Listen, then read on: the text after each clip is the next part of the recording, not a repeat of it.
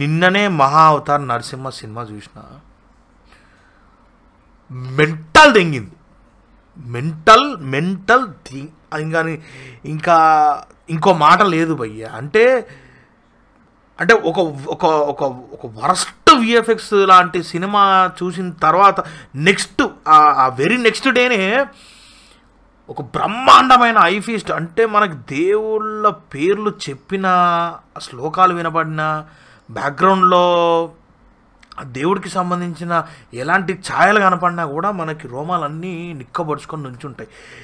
అదే 3D glasses వేసుకొని విష్ణుమూర్తిని, ఆ వరాహస్వామిని, నరసింహస్వామిని కళ్ళ ఎదురుగా చూస్తా అంటే పోట్లే, విజువల్ మైండ్లోకి వెళ్ళి పోట్లే, కళ్ళల్లో నీళ్ళు గారిపోతున్నాయి. నరసింహస్వామిని చూసినప్పుడు అయితే కళ్ళల్లో నుంచి ఆపకుండా నీళ్ళు గారిపోతున్నాయి. అసలు చెప్తున్నా కదా, మీరు రేపొద్దున ఎంత పెద్ద మంది ఎన్ని విఎఫ్ఎక్స్లు, గ్రాండియర్ విఎఫ్ఎక్స్లు తీసుకొస్తారో నాకైతే తెలియదు.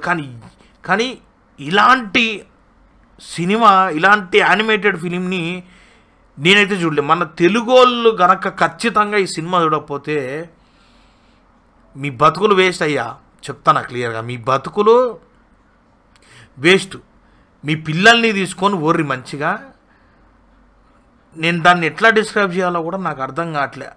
సినిమా అంటే మనకు తెలిసిన కథ, ప్రహ్లాదుడి కథ మనకు తెలుసు, అయినప్పటికీ మనకి ఆ విజువల్ వండర్ ఎట్లయితే ఉందో, మనల్ని చాలామంది ఇప్పుడు డైరెక్టర్లు ఎవరున్నా కూడా హీరోయిన్ని మనకు తెలిసిన నోన్ ఫేసెస్ని అందరినీ పెద్ద పెద్ద స్టార్స్ని పెట్టేసి చుట్టూ అంతా ఒక గ్రీన్ మ్యాట్, బ్లూ మ్యాట్ వేసేసి విఎఫ్ఎక్స్ క్రియేట్ చేసి మనల్ని ఏదో మెస్మరైజ్ చేద్దామని ట్రై చేస్తారు. కానీ ఎంత ట్రై చేసినా కూడా ఆ వరల్డ్లోకి తీసుకెళ్ళడం అనేది చాలా అతి కష్టం.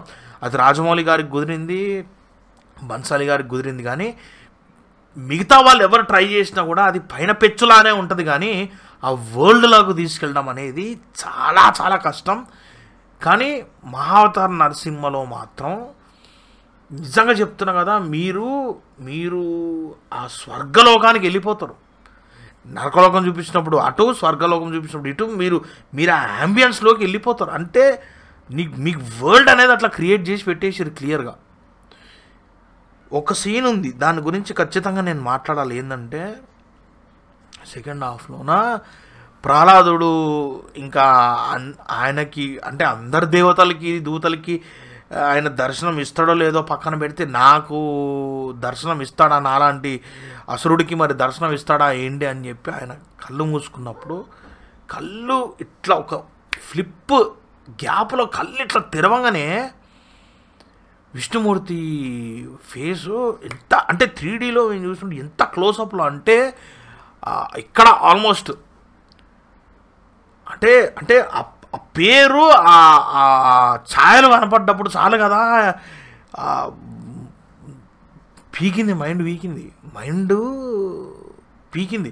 ఇప్పుడు నాకు ఇప్పుడు అదే అనిపిస్తుంది. ఏంటంటే ఈ డ్రామా మైండ్లో క్రియేట్ అయిపోయిన తర్వాత సాలేదనిపిస్తుంది. అంటే ఒక్కసారి వెళ్ళి చూసింది సాలేదురా, రిపీటెడ్గా పోవాలి, ఇంక 2-3 సార్లు చూస్తే కానీ తనివి తీరదనే ఫీలింగ్ అయితే వచ్చేసిన నేను.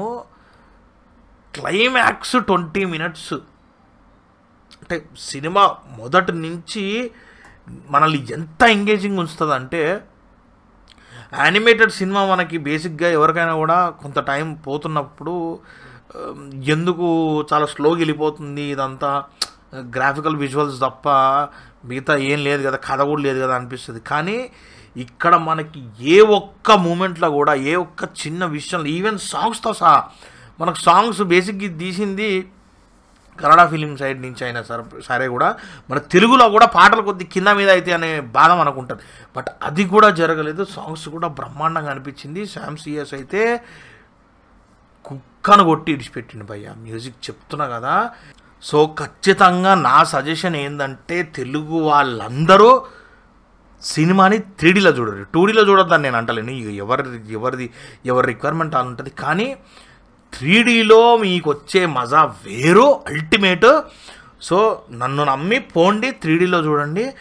కానీ ఖచ్చితంగా చెప్తున్నా, మీరు సినిమాని మిస్ అయితే మాత్రం, ఇప్పుడు అవతార్ లాంటి సినిమాలు హాలీవుడ్ వాళ్ళు ఎంత బ్రహ్మాండంగా ఒక యానిమేటెడ్ మూవీ లాగా తీసుకొచ్చి కొన్ని ఒరిజినల్ క్యారెక్టర్స్ పెట్టి మిగతాదంతా యానిమేషన్ కింద మనకు చూపించినా మనం చూస్తున్నప్పుడు, మన మైథాలజీ తీసుకొచ్చి మన కళ్ళ ముందు పెట్టినప్పుడు మనం చూడకపోతే మనకు సిగ్గు శరం మానం ఇజ్జత్ లజ్జలు ఏమి లేనట్టే. నిజానికైతే దేవుడు కనపడ్డాడు ఈ సినిమాలో. దేవుణ్ణి అసలు నరసింహస్వామి ముందల ఇట్లా ఇట్లా జూలు ఇట్లా విదిలిస్తుంటే ఇట్లా వణుకొస్తుంది కింద నుంచి మీదికి. ఆ లెవెల్లో ఉంది.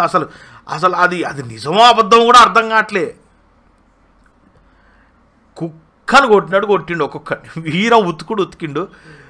మజా అనిపించింది సినిమా. అసలు వేరే ఎక్స్ట్రీమ్ లెవెల్. అంటే ఒక భయం ఉంది లోపల, ఎట్ ద సేమ్ టైం భయంతో కూడిన ఏమంటారు ఒక ఎక్సైట్మెంటు, కళ్ళన్నీ ఇట్లా పెద్దగా చేసి అట్లా చూస్తూ కూర్చున్నా అంతే. సో జనాలందరూ పక్కా 3Dలో ఈ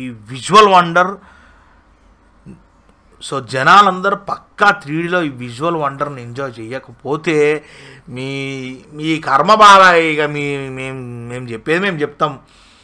ఇక చూడకపోవడం మీ ఇష్టం. మిస్ అయితే ఏముండదు, ఇక కర్మ అంతే. నెక్స్ట్ వీడియోలో మళ్ళీ కలుద్దాం.